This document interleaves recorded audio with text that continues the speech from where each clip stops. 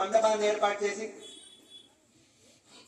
మండపంలో ధాన్యం పోసి ధాన్యంపై కలశం నుంచి కలశంలో అమ్మవారిని చక్కగా ఆవాహన చేసుకోవడం అనేది జరిగింది. సర్వమంగళ మాంగళ్యే శివే సర్వార్థ సాధికే శరణ్యే త్రయంబకే దేవి నారాయణి నమోస్తుతే. సర్వమంగళ మాంగళ్యే శివే సర్వార్థ సాధికే అంటే సర్వమంగళమును కూర్చేటువంటి అమ్మ. మాంగళ్యే శివే అమ్మవారు శివుని యొక్క భార్య కాబట్టి శివే స్త్రీ రూపము, శివ అనేది పురుష రూపము.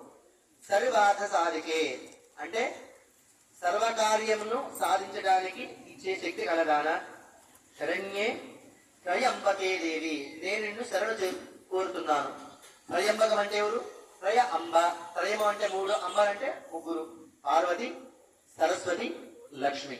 అందుకే సర్వమంగళ మాంగళ్యే శివే సర్వార్థ సాధికే శరణ్యే త్రయంబకే. ఇక్కడ మనం నారాయణి చెప్తాం, ఇంకొక దగ్గర గౌరీ, సరస్వతి, ఇలా రకరకాల మనం. అందుకే త్రయంబకే గౌరీ నారాయణి నమోస్తుతే అని చెప్పేసి రకరకాల స్తోత్రాలతో అమ్మవారిని ఇక వీరందరూ కూడా అర్చన చేయడం అనేది జరిగింది. అంతటా ఇష్టమైనటువంటి గుడాన్న ప్రీతమానస అమ్మవారికి గుడముతో అంటే బెల్లంతో చేసినటువంటి పదార్థాల నుంచి చాలా ఇష్టం.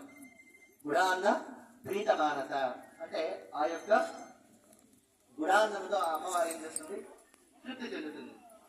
అలాగా అమ్మవారిని షోడశోపచారాలతో పూజించి భక్షభోజ్యాన్ని నివేదించారు. 9 పోగులు గల దారం అంటే తోరబంధనం అంటాం, అది చేతికి కొట్టుకొని చక్కగా అమ్మవారి యొక్క ఆతిథ్యులు తీసుకొని కథలు విన్నారు. ఎప్పుడైతే ఆ విధంగా మీరు చేయగానే 3 ప్రదక్షిణలు చేయగానే ఒక్కొక్క ప్రదక్షిణకు ఒక్కొక్క అలంకార పురుషులు